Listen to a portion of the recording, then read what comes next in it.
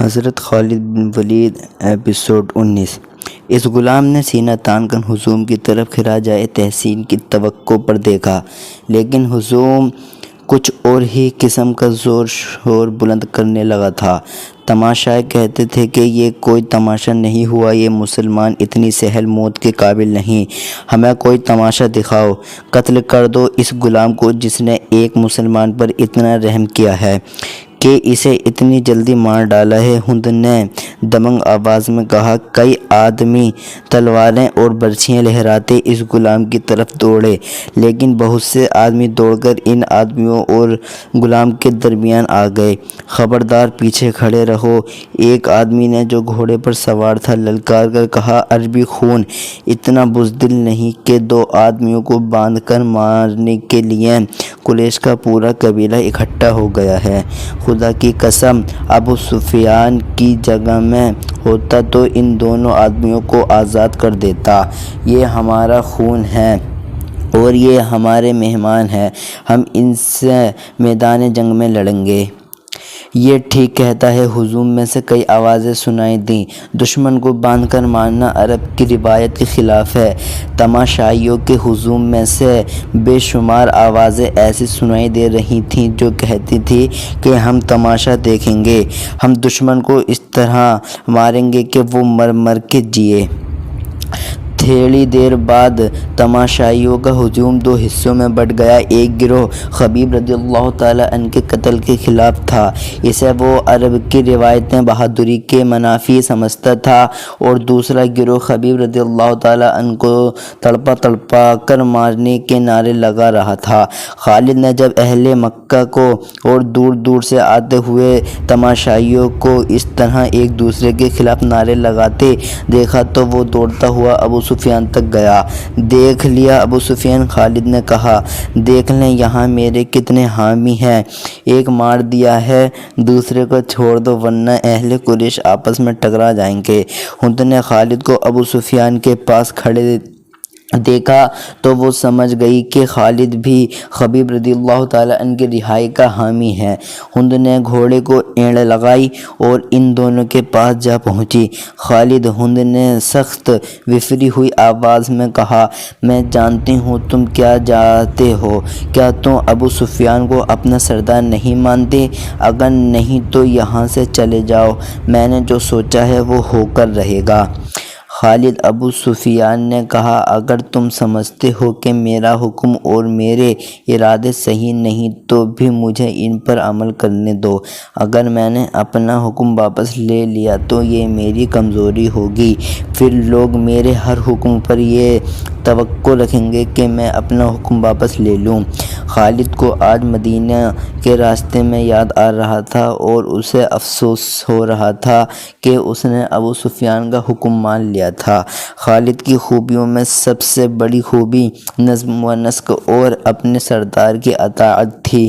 اس نے اپنے سینے پر پتھر رکھ کر صرف اس لیے ابو سفیان کا حکم مان لیا تھا کہ اہل قریش میں حکم عدولی کی روایت قائم نہ ہو۔ اے اہل مکہ، ابو سفیان نے دو گروہوں میں بٹے ہوئے تماشائیوں سے بلند آواز میں کہا، اگر آج یہاں دو مسلمانوں کے قتل پر ہم یوں بٹ گئے تو ہم میدان جنگ میں بھی کسی نہ کسی مسئلے پر پھٹ جائیں گے اور فتح تمہارے دشمن کی ہوگی۔ اگر اپنے سردار کی اطاعت سے یوں انحراف کرو گے تو تمہارا انجام بہت برا ہوگا۔ ہجوم کا شور و غوغا کم ہو گیا، لیکن خالد نے دیکھا کہ اہل مکہ کے کئی ایک سردار چہروں پر نفرت کے آثار لیے واپس گھروں کو جا رہے تھے۔ انہیں دیکھ کر بہت سے لوگ بھی جو تماشا دیکھنے آئے تھے واپس چلے گئے۔ خالد وہاں نہیں رکنا چاہتا تھا، لیکن وہ خطرہ محسوس کر رہا تھا کہ دونوں گروہ آپس میں ٹکرا جائیں گے۔ اس کے اپنے قبیلے کے زیادہ تر لوگ تماشائیوں میں موجود تھے، وہ کم از کم اپنے قبیلے کو اپنے قابو میں رکھ سکتا تھا۔ ہند نے تماشے کا پورا انتظام کر رکھا تھا۔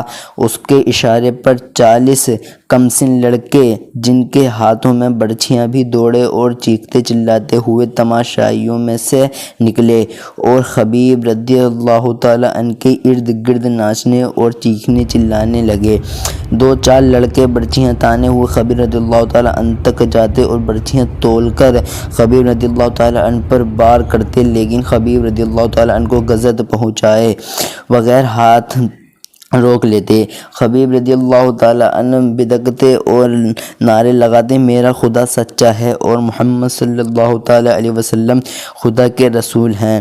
چند اور لڑکے اسی طرح برچیاں تان کر ان پر ہلّا بولتے جیسے خبیب رضی اللہ تعالیٰ عنہ کے جسم کو چھلنی کر دیں گے، لیکن بار روک لیتے۔ خبیب رضی اللہ تعالیٰ عنہ کے بدکتے پر تماشائیوں کا ہجوم داد و تحسین کے نعرے اور کہے لگاتا۔ لڑکوں کا یہ کھیل کچھ دیر جاری رہا۔ اس کے بعد لڑکوں نے یہ طریقہ اختیار کیا کہ برچھی کا بار بڑی زور سے کرتے، لیکن خبیب رضی اللہ تعالیٰ عنہ کے جسم پر اتنا سا بار لگتا کہ برچھیوں کی ارنیاں خال میں ذرا سی اتر کر پیچھے آ جاتی۔ بہت دیر تک یہی کھیل چلتا رہا۔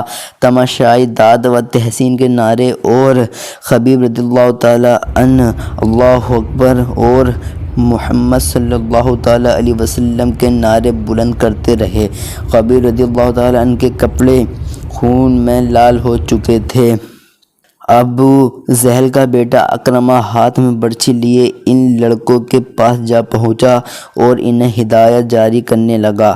لڑکے ان اپنی برچھیاں خبیب رضی اللہ تعالیٰ عنہ کے جسم میں چبھا رہے ہیں۔